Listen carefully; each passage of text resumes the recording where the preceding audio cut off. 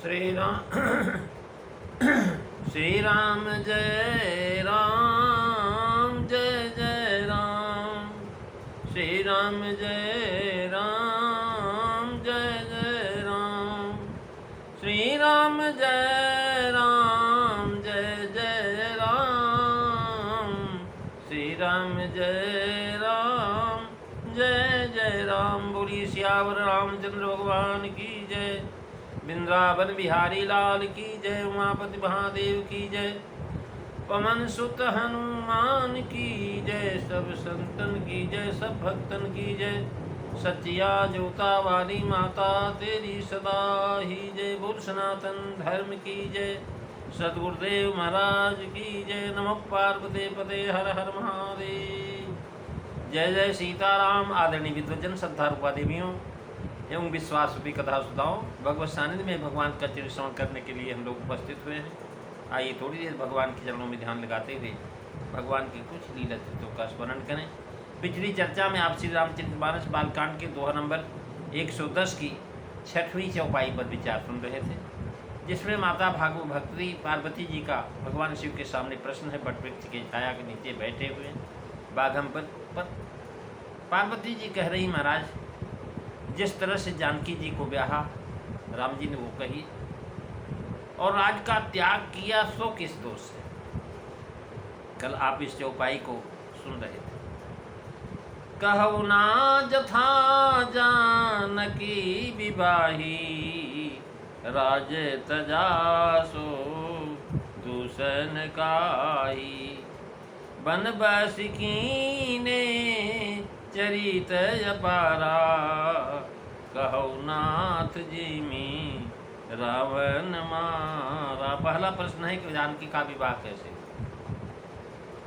दूसरा प्रश्न है कि उन्होंने महाराज राजगद्दी के अंदर क्या दोष था, क्या राज में दोष था कि उन्होंने राज का त्याग कर दिया। किस दोष से राज छोड़ दिया। इस प्रश्न से जनाया कि राज में कोई दोष देखा होगा तभी तो उसे छोड़ा। नहीं तो महाराज राज्य के लोग संसार में क्या नहीं करते। उस पर भी अवध राज जैसा राज, जहाँ महाराज देवता जो है सिहाते थे, राज को ऐसे क्यों छोड़ दिया। महाराज राजा जनक, राजा दशरथ उनको राजभिषेक का समाज उत्पन्न किए थे, युवराज बनाना चाहते थे।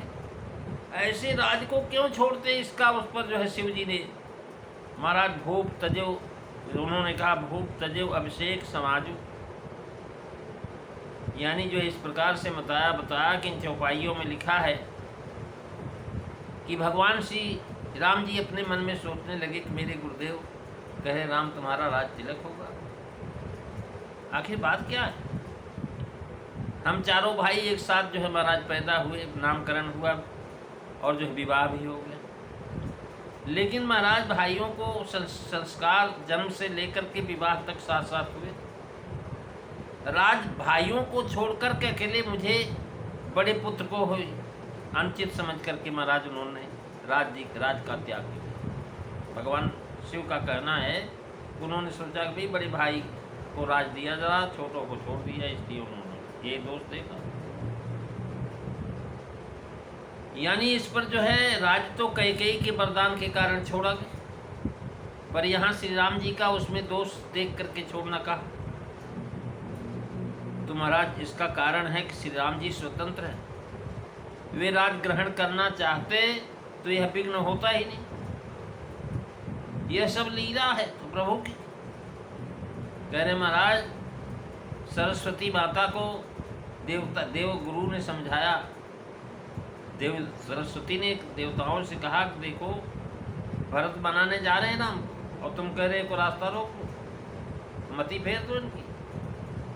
अरे तुमको पता नहीं है, हमने उस समय जो अयोध्या में ऐसा किया उसका कारण हमने राम जी के रूप को समझ लिया,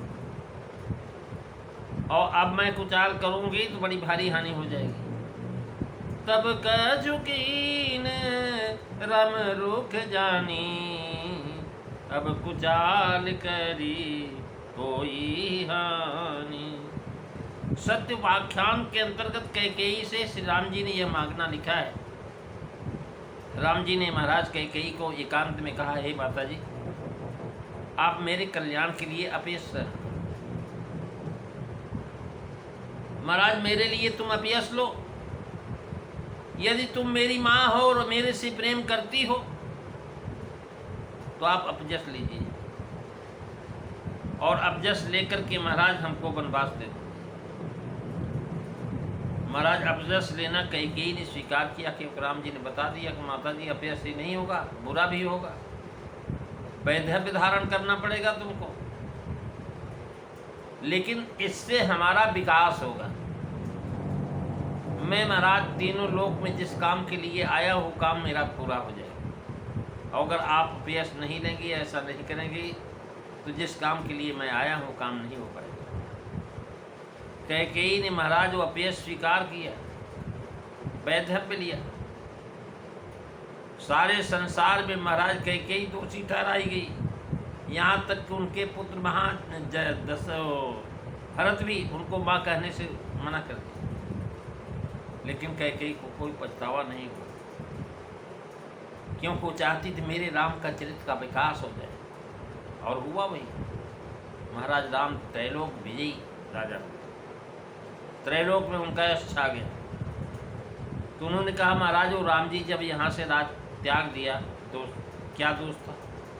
और फिर बोली, बन बस कीने चरित अपारा, कहो नाथ रामन जी मारा, राज बैठी बहु कीनी लीला, सकल कहु शंकर सुखशीला, मंगल भवन अमंगल हारी, दबहु सुदशरथ अजीर बिहारी, श्री राम जय राम जय जय राम, श्री राम जय राम जय जय राम। महाराज बन बस कीने चरित पारा, कहो नाथ रावण जी मारा। ये महाराज इससे जो है, इस प्रश्न से अरण्य कांड, किष्किंधा कांड और सुंदर कांड, 3 कांड समाप्त हुए। वन चरित है इसलिए अपार कहा। बहुत चरित का प्रमाण भुसुंडी जी को मूल रामायण में मिला है। उन्होंने वन चरित की सूची महाराज दोहों में अधिक दी है। फिर सुरपत करनी, अत्रिभेट विराटपद, शरीर जो है सर्वंग का शरीर त्याग, सुतीक्षण से प्रीति, अगस्त के पास सत्संग, दंडक वन को पवित्र करना, गिर से मित्रता, सुतीक्षण से प्रीत, महाराज ये सब जो है सुनाया। फिर पंचवटी में वास किया और सब मुनियों की त्रास को मिटाया। पुण्य लक्ष्मण उपदेश अनूपा, उसके बाद लक्ष्मण जी ने महाराज लक्ष्मण जो है उपदेश प्राप्त किए भगवान से, और सागर निग्रह की कथा सुनी। 47 चरित्र महाराज जो है भुसुंडी जी ने गरुण जी से वर्णन किए, इसलिए अपार कहा। अन्य प्रश्नों का, विशेषकर कई प्रश्नों का उत्तर एक ही कांड में है, और इसका उत्तर 3 कांडों में, अथवा जिसका कोई पार न पा सके। ऐसे जो गुण हैं, जो रहस्य हैं, उनमें से महाराज महिमा वन में देख अत्यंत भयभीत हो गई थी, उस चरित्र का पार न पा सकी, उसको विचार करके अपार कहा।